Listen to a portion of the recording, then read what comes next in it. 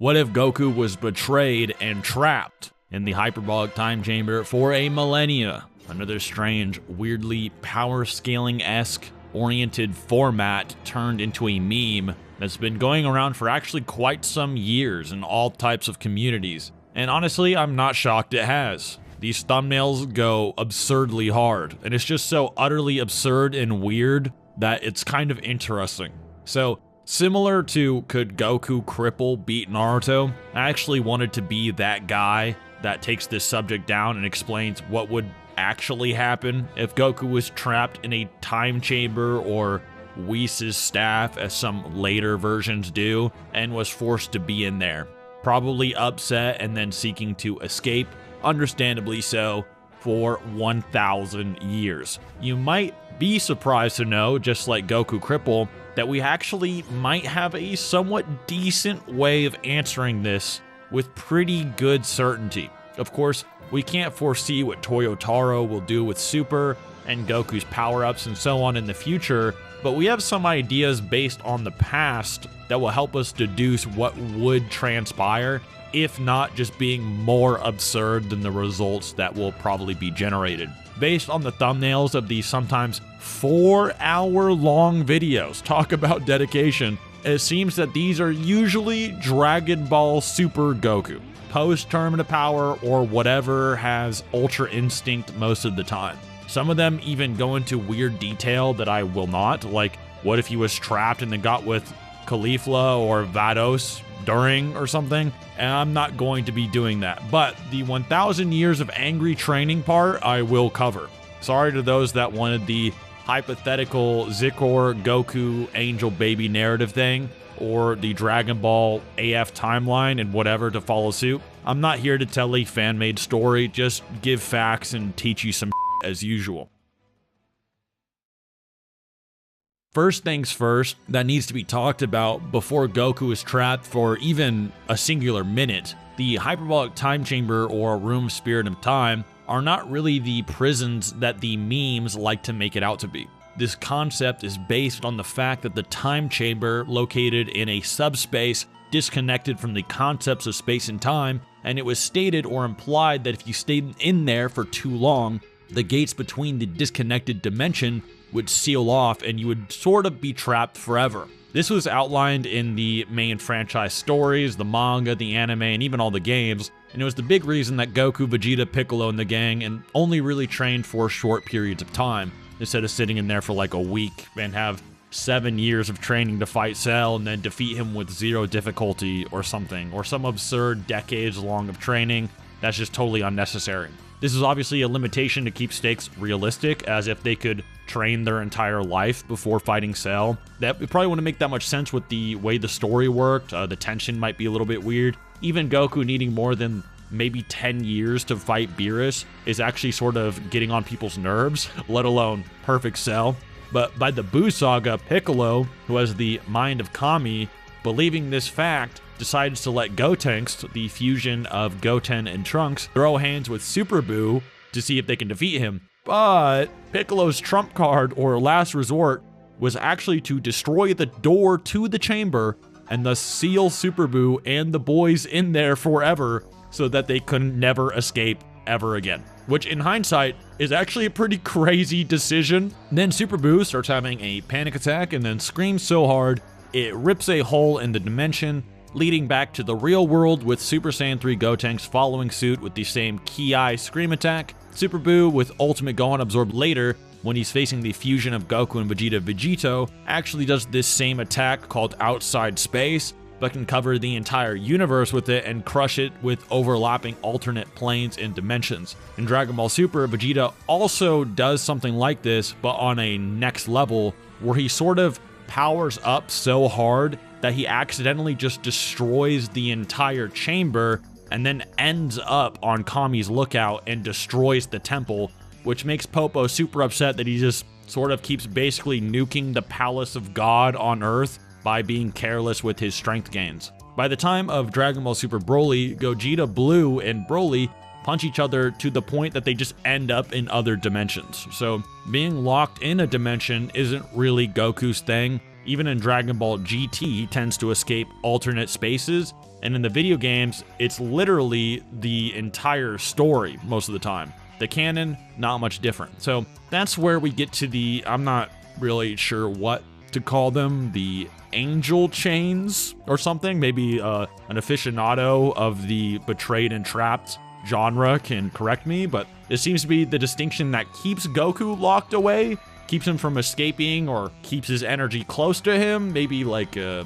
Aizen's chair and suit and Bleach. That seems to be the reason that the meme evolved from the time chamber to more so Whis' staff, which has no real known limitations, and even the super tier characters struggle inside of it, and they have to control their energy hyper specifically to even be able to move in it. To break the staff, you probably need to be above Whis' level, I think, is the basic assumption, making it a lot better than the angel chains. But we then see a combination of the angel chains and the staff in the final form of the format, which then leads us to the trapped for a millennia narrative, which makes more sense, but still not really, which I'll get into soon. That being said, let's get started with what we know, then we'll get into the hypotheticals with what we know. We have a few tidbits of alternative timelines and forms of Dragon Ball media that explore what future Gokus generally tend to look like in terms of their role in the story and what they should be able to do.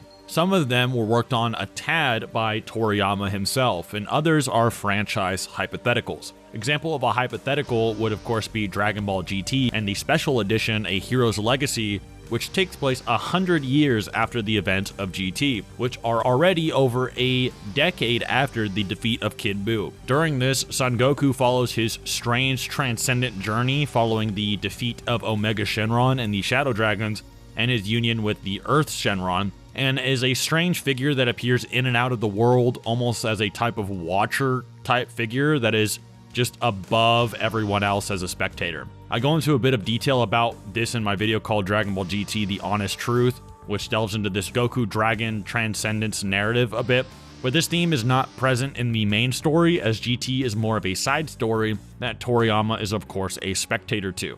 Goku in the main story does not have his Dragon Ball merger moment, at least yet, and in Super that doesn't seem to be the case either, so it's not important to go over it too much. The end of the series in the main story called End of Z Goku or Final Goku, which I talk about in detail here, was supposed to be a peak fictional powerhouse that was truly Toriyama's #1. He couldn't imagine getting any stronger, even stronger than his gag character Arale, who literally pretty much did whatever she wanted. If you connect the events of End of Z to Dragon Ball Super, we'll get an interesting way to calculate Goku's strength over time, as even base Goku can defeat the reincarnation of Majin Buu Oob during this arc, who could, with zero training and honing of his powers, much before this, amplify Goku to go Ultra Instinct against Moro during his respective arc. This will be a somewhat good way of going about it, as will some others, but it may not be necessary. The last one that we will have to work with is actually from a very old Dragon Ball video game called Dragon Ball Online,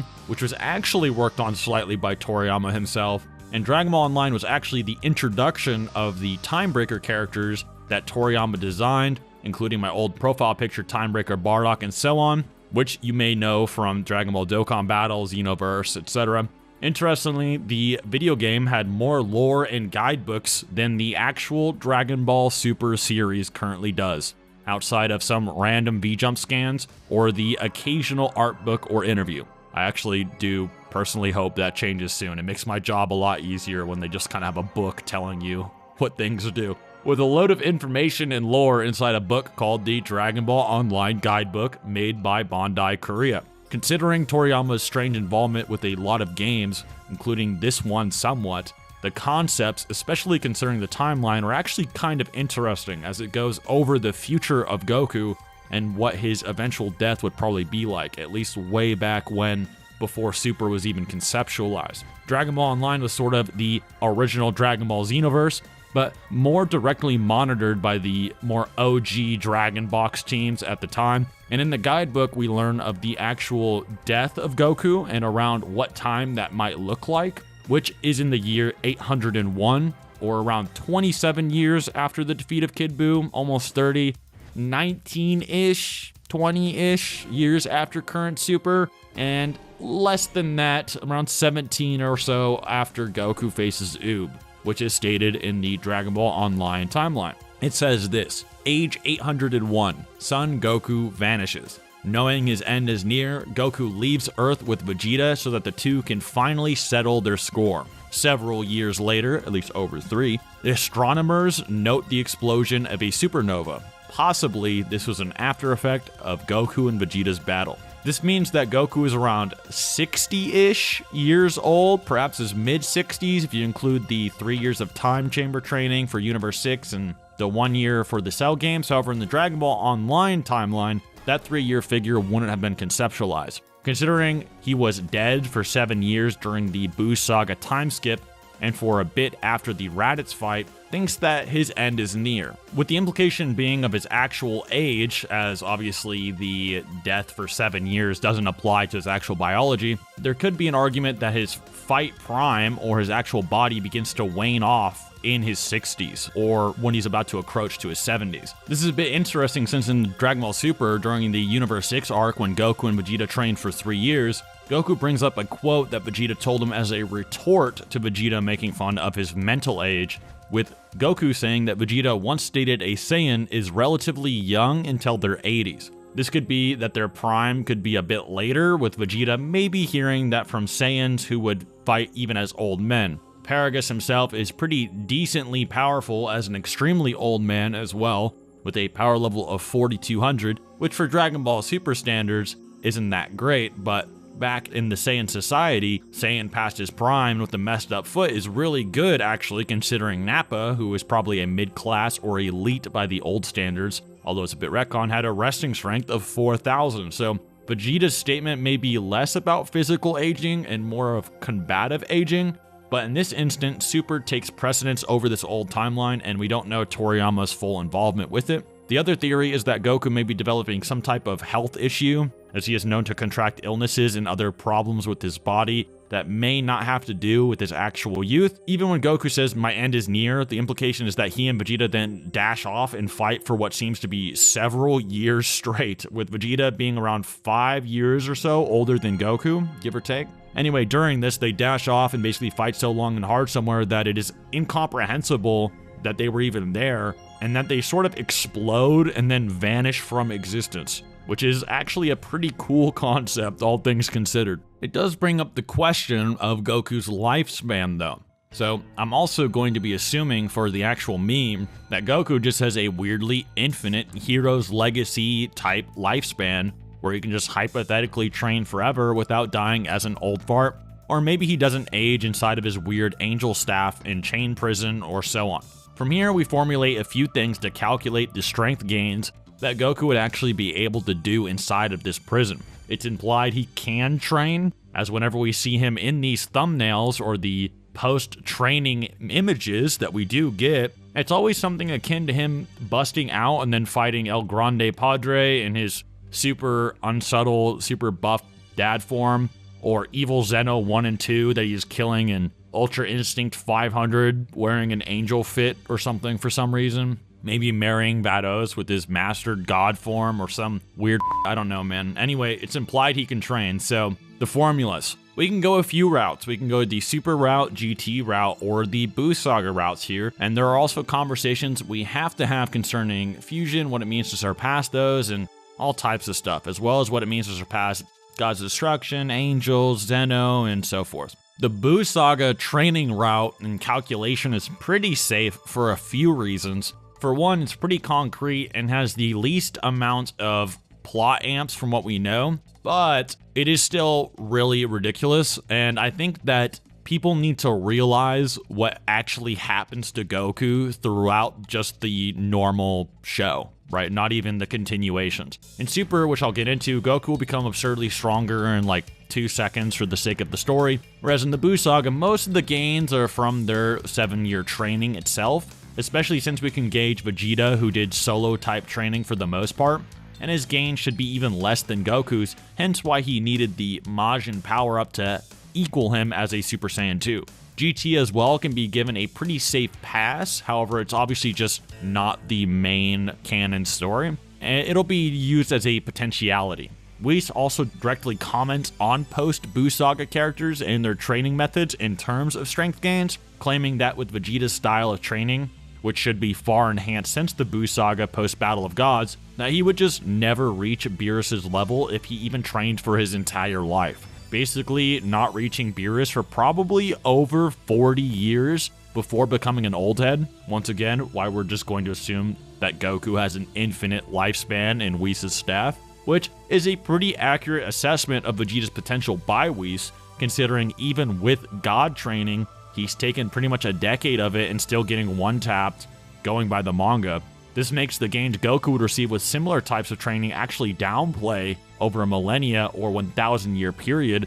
With the calculation, we could actually deduce that whatever it comes out to, he should actually receive something much higher. So anyway, let's just cut the Dragon Ball is ridiculous. It makes these memes even more unquantifiable and ridiculous to boot. Let me give you an example. Goku starts the series out with a power level of 10, right? This is a pretty objective and confirmed number, and all the guides and so on, like Daizenshu, he thinks bullets are ouchies, he can launch people like an artillery round, can't punch through certain types of metals, etc. He then reaches a power level of 180 by the 22nd Budokai tournament, 260 by the time he faces off against Prime King Piccolo after drinking the Ultra Divine Water, and 910 with the Super Kamehameha by the 23rd Budokai after training with God. Around 90 times stronger with his toughest technique over the course of 6 years. Not bad. Wrong. Use your brain. Goku goes from getting launched by Yamcha through some pillars with his ultimate move, the Wolf Fang Fist, to Goku blowing up Moon. The amount of energy needed for Yamcha to blast Goku away like that would require 6.9 by 10 to the 6 joules, or around 6 million joules. This is based on Goku at the start of the series being probably around 1 meter tall in height. Some people have tried to do hyper-specific calculations based on the size of his foot compared to Puar, and yeah, I'm not joking. Whatever. Just say he's 1 meter tall. Compare his 1 meter height to the pillars he's smashing through, making the width of each one around 40 centimeters. Assume the pillars are made of a generic rock or stone. Some have tried saying they could be similar to a type of white chalk rock in Egypt, whatever. Find the volume of the 3 fragmented stone pillars in the general area, combine them together, insert the energy calculation for how much of the values of high fragmentation on that specific area of rock, and bam. Seems overly complex, but it's also sort of like saying he has enough power to level a building. So, what does destroying the moon require? Well, the moon is actually easier to figure out, as well as the Earth itself, because it has something called gravitational binding energy, which you can Google yourself right now if you wish. If you surpass this value, the moon's gravity can't physically hold itself together, neither can the Earth, if you surpass its binding energy. Goku is stated in the Daizenshu to be able to then shatter the moon, just like Master Roshi did in the 21st Tenkaichi Budokai, if not just multiple times over. The moon's binding energy is generally considered 1.2 by 10 to the 29 joules. So what does that mean? I'm no good with notations, programmer. Can we cancel that guy again? It's basically like saying from the time Goku is bending car doors to shattering the moon, he would have gotten 17 sextillion times stronger in 6 years. But that's also bull, because Goku surpasses Master Roshi, who could do this when he fought King Piccolo with a power of 260, let alone 910. Then Piccolo Jr. and Goku surpass this so much that Goku Cripple can still beat up Kami, who can just make the moon. Then you may say, programmer, that's just because Goku is growing into an adult Saiyan. His potential was much greater at the beginning. No. Krillin doubles Goku's power level less than 6 years later. Doubles it. With the same training that brought Goku to half of that level. He quite literally one-shots 6 creatures who would all individually manhandle moon-shattering Goku with 0 effort, and he is just a dwarf man. Goku, then in less than a year, reaches a level of 8,000. In the El Manga Legendario, we learned that a level of 10,000 can destroy a planet. This is shown by Vegeta becoming the first "I'm gonna blow up the planet" guy to appear in the story with a rating of 18,000. with the Earth requiring 10 to the 32 joules to destroy, multiple orders of magnitude above a moon. Then Goku goes from 8,000 to 90,000, training for literally 6 days. Over 10 times the power level in 6 days, to the point that the Ginyu Force say this has nothing to do with him being a Saiyan, he is cracked. Frieza then has calculations he can destroy dwarf stars by nuking a planet with 10 times the mass of Earth with one finger so hard that it launches the debris into the void of outer space at much faster than light speeds. Goku then has his body get beat up one time and goes from 90,000 to 3 million, over 30 times stronger from one ass beating before fighting Frieza, then multiplies his power by 50 times again with Super Saiyan and reaches 150 million, essentially multiplying his power by 18,000 times in less than a week. These levels, as we discussed earlier, aren't even linear half the time, with Frieza creating a supernova so large by nuking Namek, you could see it light up the entire galaxy it took place in. It got so absurd that these numbers we gassed up for blowing up a moon became completely irrelevant months later, as Goku just accidentally blows up planets in Namek's solar system as he haymakers one of Frieza's attacks away. So Toriyama saw all this and had some foresight and was eventually just like, okay, so yeah, the power levels, not gonna be a thing anymore. They just can't really be measured. The Zenkais, those will be smaller now too. Whatever. Also, Cell can, destroy a solar system. Probably. Enjoy Dragon Ball and play Dragon Quest. Also, Terminator is a cool movie. The anime staff then saw this and said, boring. Anyway, what if Majin Buu tries screaming the universe away against Goku and Vegeta fused together? Sick. Anyway, Cell can destroy the solar system. Okay. Then what does it mean when Kid Buu is a threat to the universe over time? I'll tell you. Even if Kid Buu systematically shredded every galaxy in existence over time, rather than three-shotting the universe, it would have insane training gain connotations. For one, if he even destroys more than one solar system at a time, which is implied by the anime showing us singular bolts of energy and blobs engulfing stretches of a galaxy, we can get an insane figure of how much stronger Majin Buu would have to be than Perfect Cell.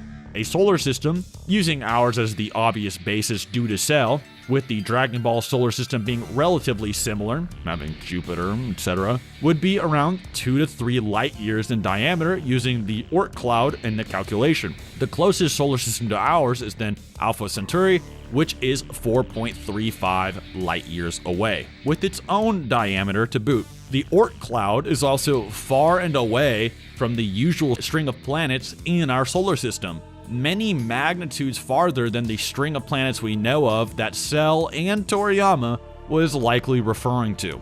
So to even shoot a straight beam from X to Y solar systems would be exponential in nature.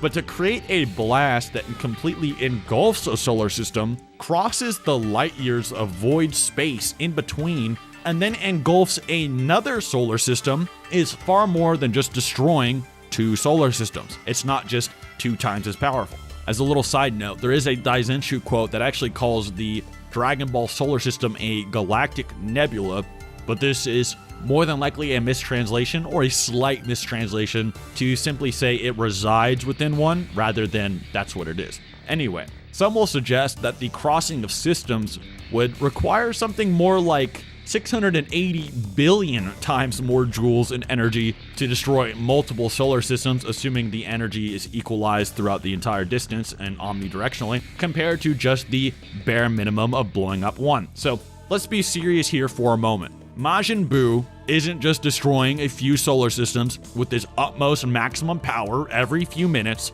getting really tired, passing out, and then being called a threat to the immediate universe, probably within the 1,000-year lifespan remaining of the old Kai left. There are billions upon billions of solar systems in a galaxy, and billions upon billions of galaxies, and then some in the universe that is ever expanding and endless, as confirmed in the many guidebooks and by Dragon Ball Super. As a side note, the 4 galaxies thing, such as the North Galaxy, South Galaxy, etc., from the past, was confirmed to be quadrants of the universe and not a single galaxy.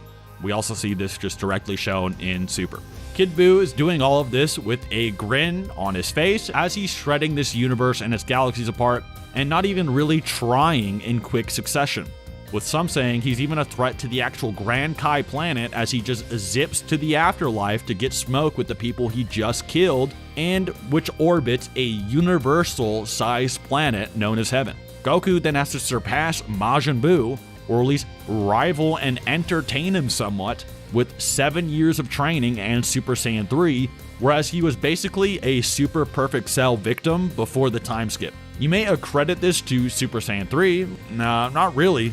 Unlike Super Saiyan, which gives you a battle power 50 times, with battle powers kind of just being linear or exponential depending on the plot, Super Saiyan 2 and 3 are completely linear and don't use power levels. Super Saiyan 2 multiplies whatever grade 4 of Super Saiyan 1 is by 2 times, and Super Saiyan 3 multiplies the strength of Super Saiyan 2 by 4 times. But the guidebook, the Super Exciting Guide, goes out of its way to differentiate that it's not the power level in question, just the actual raw strength gains for the form's transformation. Meaning Goku had to reach an absolutely ridiculous level in the Buu Saga, irregardless of Super Saiyan 3 bumping him up a few levels. It's sort of like Super Saiyan 2 Trunks just getting smoked with Super Saiyan 3 Goku in the anime during the Goku Black arc. Whis then makes fun of them for these levels of training gains, and I'm not joking, Vegeta Super Saiyan God level and beyond half a year later. That could casually punch the universe away on accident. So you hear all of that, and then you say you want to know what would happen if he trained 1,000 years in Whis' staff while he's chained down by the angel chains. Okay, man, here you go. Since you kind of heard how the super method may work, I'll let some of you do the math on it. Let's start with the GT method first, because this is actually the downplay method upon further inspection. It's not even accurate within GT itself, but it is the easiest to digest and calculate and give you as an example.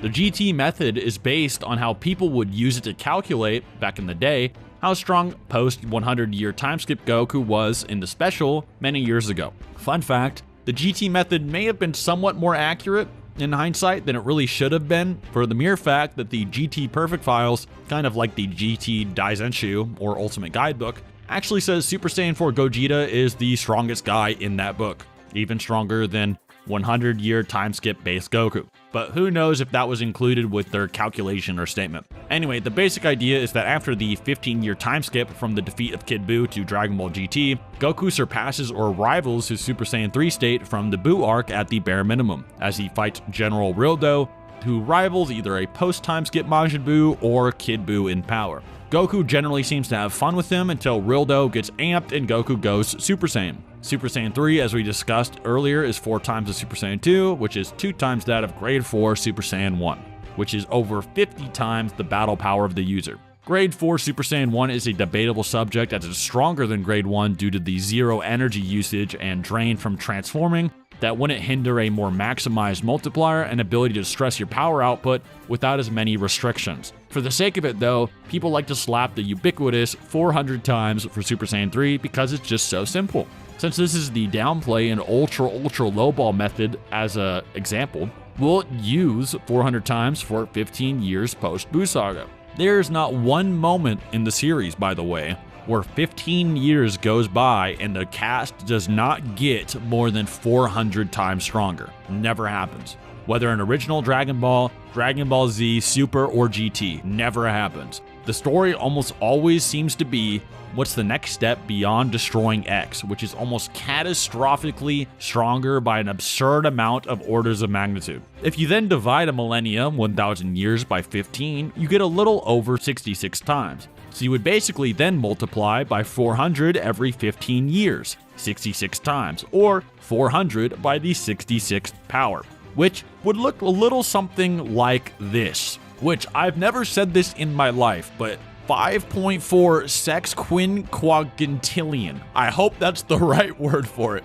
Or 5.4 by 10 to the 171st power. Yeah, I'm not even making that up. Do the math yourself. 400 to the power of 66 5.4 sexquinquagintillion. All right. If you want to sort of gauge what that would look like in the series, it would sort of be absurdly and incomprehensibly higher than Turtle, who could sort of barely walk to the ocean without help, suddenly transforming into Super Vegito and then punching out a guy, screaming away the universe, assuming the universe isn't like infinite in size. So maybe Turtle becoming something like God Goku and accidentally punching away a macrocosm or something might be a bit more legit comparison. And even then, it would be downplaying.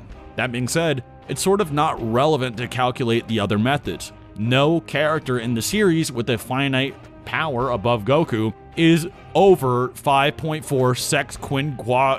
sexquinquagintillion times stronger than him. This level of power is so ridiculous that Goku would snap his finger and the entire world of Void and all the fighters in the arena would explode. So imagine if King Vegeta came to Earth and waved his hand and nuked the planet and the moon. That's not even in the same category as God Goku, and that would still not even be remotely a decent comparison to what he would do to Jiren and all the fighters there. Even Whis uses a finger to stop Moro, and the Grand Priest uses a finger to stop Beerus. Goku would not need to do that. They would all fall unconscious in his general vicinity, just like Vegeta did with Beerus at the start of Battle of Gods. Here is really the maximum you can say for Beerus compared to God Goku, without kind of making a lot of assumptions. God Goku gets God in base, or his God powers in base, and can multiply his God power by over 400 times by stacking Super Saiyan 3. Then if you say Super Saiyan God is equal to 3 for simplicity's sake, even though it can one-shot that level in the manga, multiply by 50 times for Super Saiyan Blue,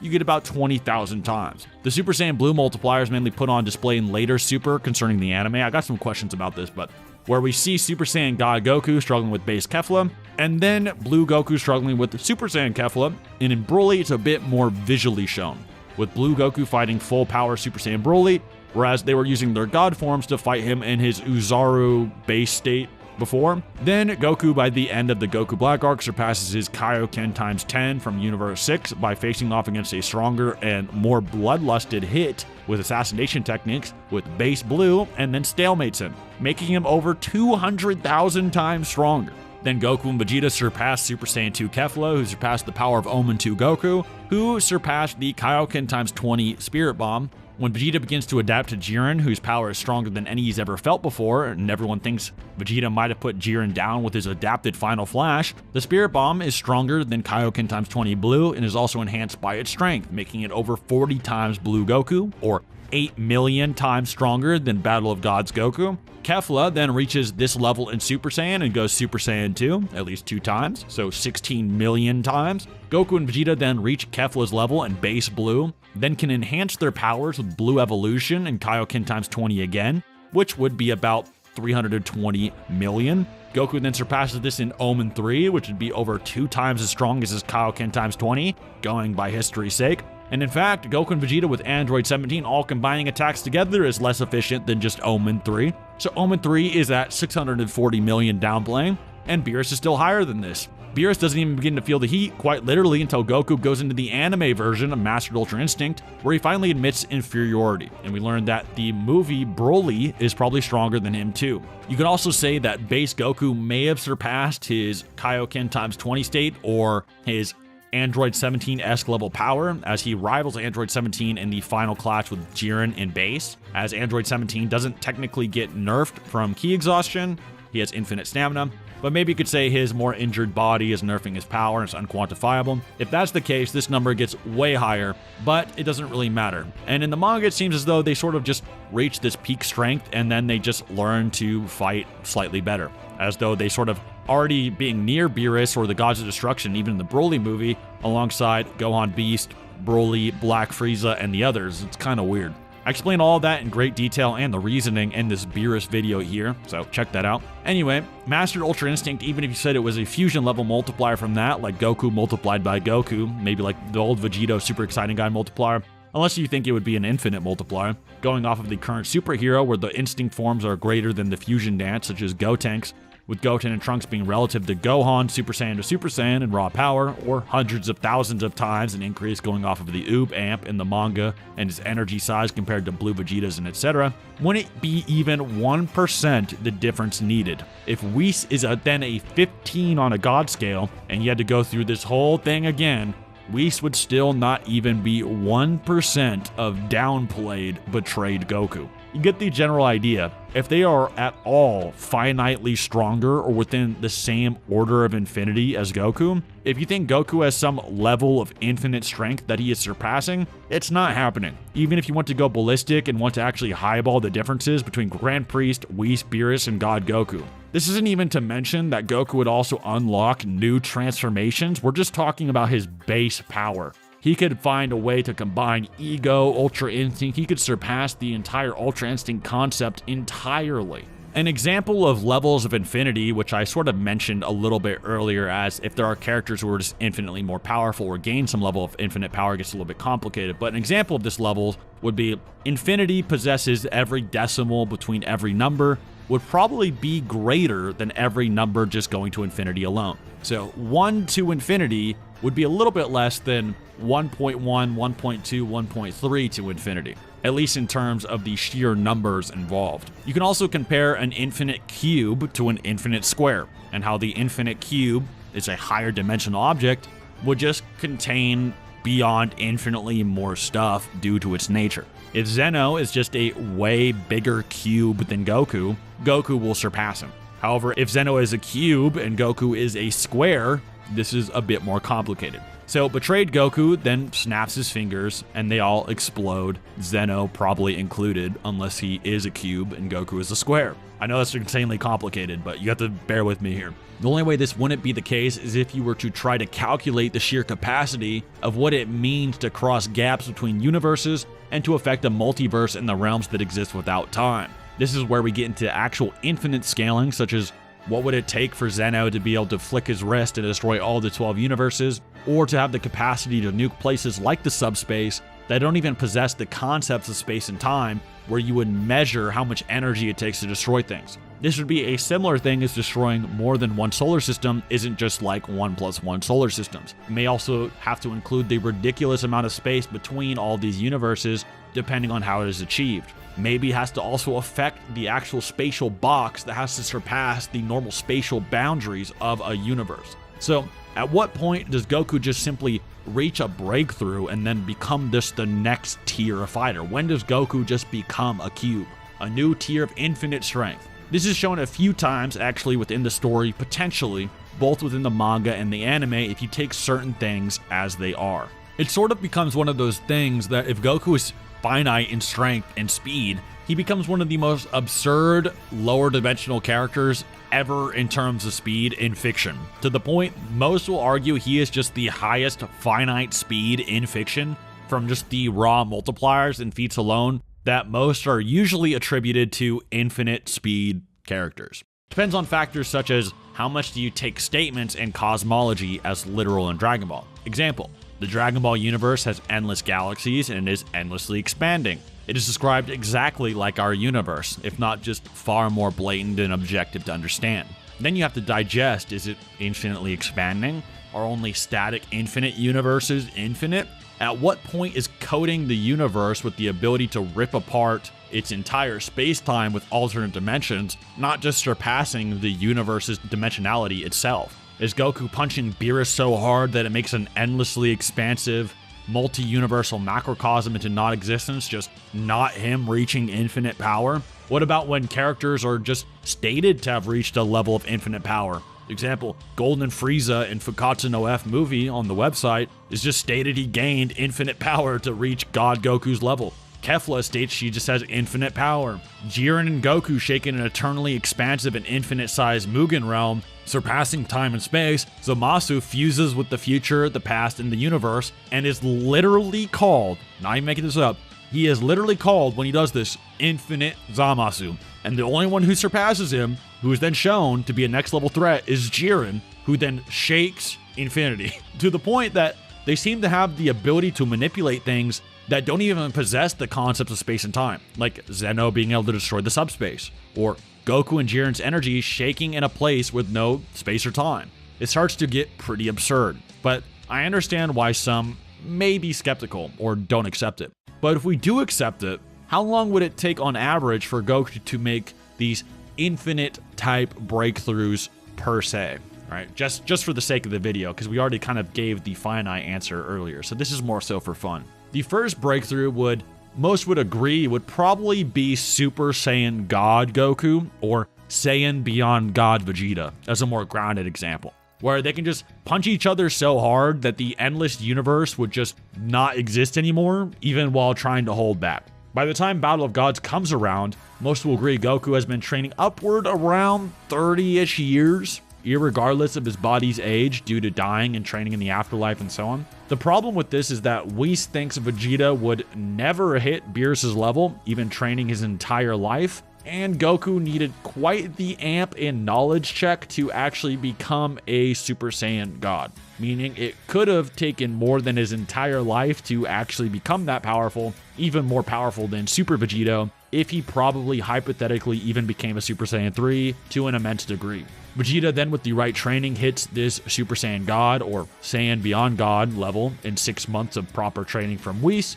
Frieza then does it in less time, reaching blue level in just a couple months from a rusty Namek Arc power level, whereas all the Saiyans are post-Buu Saga. However, Frieza doesn't seem to have done it again after training for 10 years in his own hyperbolic time chamber of whatever kind and becoming Black Frieza. Unless you think current Goku and Vegeta in their instinct states are then infinitely more powerful than they were at the start of Super.